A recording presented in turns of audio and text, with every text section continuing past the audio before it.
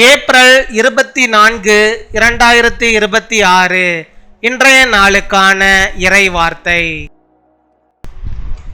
கர்த்தர் உங்கள் வாழ்க்கையில் நன்மையையும் கிருபையையும் தொடர்ந்து அனுப்புவார். May the Lord send goodness and mercy to follow you all your life.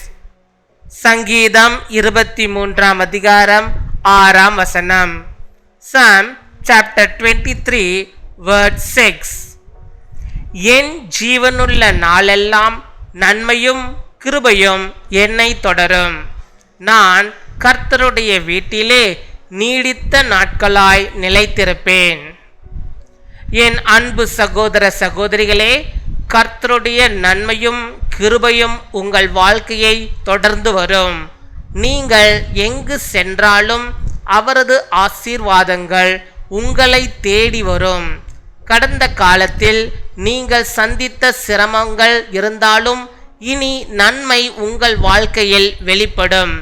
கர்த்தர் உங்களை ஒருபோதும் விட்டுவிட மாட்டார். அவர் எப்போதும் உங்களுடன் இருக்கிறார்.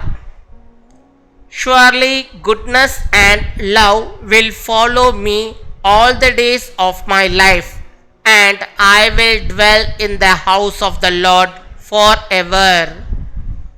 My dear brothers and sisters, the goodness and mercy of the Lord will follow in all your life. Wherever you go, His blessings will come after you. Even if you have faced struggles in the past, goodness will now be revealed in your life. The Lord will never leave you.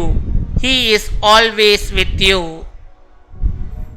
நாம் அனைவரும் சேர்ந்து பின்வரும் ஜெபத்தை ஏறெடுப்போம். அன்பான பரலோக தந்தையே, எங்கள் வாழ்க்கையில் உமது நன்மையும் கிருபையும் எப்போதும் தொடரட்டும். எங்கள் நாட்களை ஆசீர்வதித்து எங்களை உம்முடைய சந்நிதியில் நடத்தும். எங்களை ஒருபோதும் விட்டுவிடாத உமது சந்நிதியை அனுபவிக்க அருளும். எங்கள் வாழ்க்கை உமக்காக இருக்க உதவி செய்யும்.